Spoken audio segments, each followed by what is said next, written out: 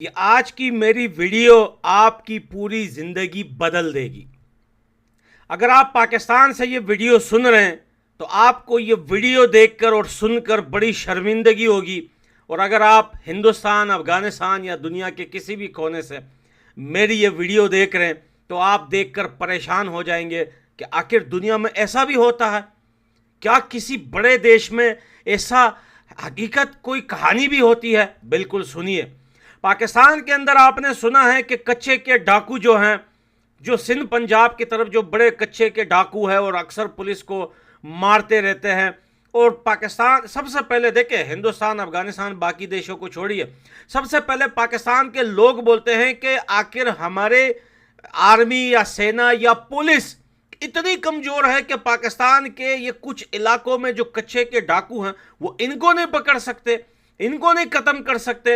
ये कैसा सरकार है, ये कैसा देश है? लेकिन कहानी तब मालूम हुई जब कच्चे के डाकुओं ने बनाया यूट्यूब चैनल। आप सुन के परेशान हो रहे हैं, लेकिन अभी आगे सुनिए।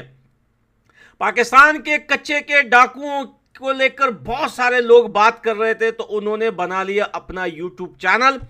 और YouTube चैनल पे जो उन्होंने अपनी पहली वीडियो डाली उसको देखकर पूरा पाकिस्तान ही नहीं बल्कि दुनिया हैरान हो गई कि डाकू और पाकिस्तान की सरकार के बीच में इतना बड़ा रिलेशनशिप भी हो सकता है।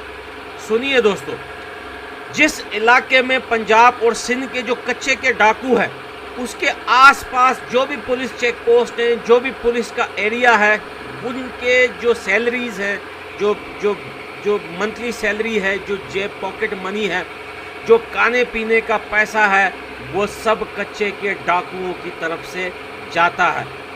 जब कच्चे के डाकू पुलिस का सारा खर्चा अपने जिम्मे उठाती है तो फिर पुलिस वालों की हिम्मत नहीं होती कच्चे के डाकुओं की तरफ नज़दीक जाने की भी। कच्चे के डाकू ने क्लेम किए हैं कि पाकिस्तान के जिस एरिया में हम लोग हैं, हम किसी से कोई लेना देना नहीं चाहते। हम पुलिस वालों को बार बार ये बोल चुके हैं कि हम तुम्हें सैलरी दे रहे हैं, तुम्हें पैसा दे रहे हैं, हमारे इलाके में घुसने की कोशिश मत करना। कच्चे के डाकू बोलते हैं कि हमारे पास ये जो इतना वेपन, असला, बारूद है, ये कोई आसमान से नहीं उतरा, खुद यही पुलिस वाले पैसों के बदले में हमें लाकर देते हैं। ये एक्स्ट्रा बोनस पैसे होते हैं। देखिए, सैलरी जो दी जाती है वो इस बात की है कि आपने हमारे इलाके में नहीं आना। मैं हूँ डाकू पठान जो है, मेरे इलाके में कोई पुलिस वाला नहीं आएगा, वो अलग से सैलरी दे रहा हूँ। वेपन, असला, बारूद, उसकी जो आप लेके आ रहे हो मेरे लिए, उसका अलग पैसे दे रहा हूँ। ऊपर से शायद सिगरेट, गुटखा, बीड़ी पीने के लिए ऊपर से टिप बोनस भी देते हैं कच्चे के डाकू। लेकिन फिर आपके दिमाग में ये सवाल है कि अभी पिछले हफ्ते 12 पुलिस वालों को कच्चे के डाकुओं ने ठोक दिया, उनको क्यों मार दिया? कच्चे के डाकू बोल रहे हैं कि हमने पुलिस को जो है एक रेड लाइन जो है बता दी है कि ये रेड लाइन आपने क्रॉस नहीं करना। अगर आप ये रेड लाइन क्रॉस करोगे तो हम भूल जाएंगे कि आप हमारे नौकर हो। वही हुआ था कि एक वैन पुलिस की वो रेड लाइन क्रॉस कर गई थी जो उस इलाके की थी भी नहीं। उनको पता था यहाँ पे कच्चे के डाकू किसी और इलाके से आ गए भाई, दबंग बनने, सिंगम बनने, वो डाकुओं को पकड़ने। उन्होंने भाई बड़े आराम से एक रॉकेट का गोला दागा और 12 के 12 पुलिस वालों को कर दिया ढेर। वहीं उसके बाद फिर रात गई, बात गई, न सरकार में कोई हलचल, न आर्मी में कोई हलचल, न कोई उठा, क्योंकि भाई सरकार का बोझ उठा रही है डाकू लोग। डाकू किसे लूटते हैं? डाकू बड़ी बड़ी कंपनियों को लूटते हैं, बड़े बड़े ऑर्गेनाइजेशन हैं पाकिस्तान में, उनको लूटते हैं। बड़ी बड़ी जो है वो पैसे वाले लोग हैं उनको लूटते हैं। लेकिन पाकिस्तान की सेना, सरकार उन्हें कुछ नहीं कहती, क्योंकि पाकिस्तान की सेना भी तो यही करती है।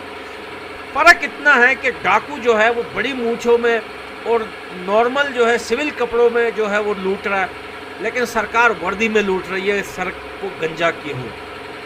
बात यह है कि डाकू जो है वो हिम्मत हो ना हो पाकिस्तान की सरकार, आर्मी या पुलिस में, लेकिन वो भी सरकार का ही एक हिस्सा है। क्योंकि वो डाकू जो उनके एरिया के जो पुलिस, जो चेक पोस्ट है, जो ताड़े हैं, जो भी है, क्या बोलते हैं, उनकी सैलरियाँ डाकू लोग देते हैं और सरकार के ऊपर बोझ हल्का है। सरकार बोलती है चलो यार, पुलिस हमारे हैं, वर्दी हमारी है, नाम बेज हमारा है, लेकिन सैलरियाँ डाकू दे रहे हैं, तो हमें क्या लेना देना। तो डाकू अब यूट्यूब चैनल पे भी आ चुके हैं। तो डाकुओं ने बताया है कि हम कच्चे के डाकू नहीं, हम पक्के के डाकू हैं। हमें किसी ने कच्चा समझा तो हम उसको पका के खा जाएंगे। बात यहाँ खत्म नहीं होती। बात यह है कि पाकिस्तान की आवाम का क्या हो, ये नंगी गंजी भूखी भिखारी आधी सड़ी हुई गली हुई, किसी को सुनाई नहीं देता, किसी को दिखाई नहीं देता, कोई रास्ते पे नहीं चल सकता, कोई बाथरूम तक जा नहीं सकता, वहीं पे ही हक जाता है।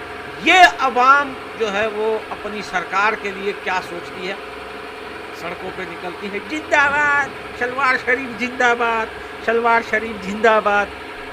वो वहाँ से आके बोले इमरान खान जिंदाबाद, वो वहाँ से वो क्या नाम है उसका, वो टकला शरीफ जिंदाबाद। बस यही है कि पला जिंदाबाद और पला मुर्दाबाद। लेकिन पीछे से कभी टीटीपी, कभी बीएलए, कभी बलोच, कभी पठान, कभी कच्चे के डाकू घुसाते जा रहे हैं। तो ये थी डाकू की जिंदगी की वो अजीब कहानी जो आपने कभी किसी देश में नहीं सुनी होगी, फिल्मों में देखी होगी, लेकिन हकीकत में हमारे पड़ोस देश के अंदर, पाकिस्तान के अंदर ये हो रहा है कि डाकू जो है वो पुलिस वालों की सैलरियां दे रहे हैं। ताली होनी चाहिए भाई पड़ोसी देश पाकिस्तान के लिए। क्या ही देश है। अगर जिन्ना को पता होता, ये अंग्रेज था ना यार, वो भी मुस्लिम तो था नहीं, तो हिंदू भी नहीं था, तो पता नहीं कहाँ का पला बड़ा हुआ था, वो अंग्रेज ही था।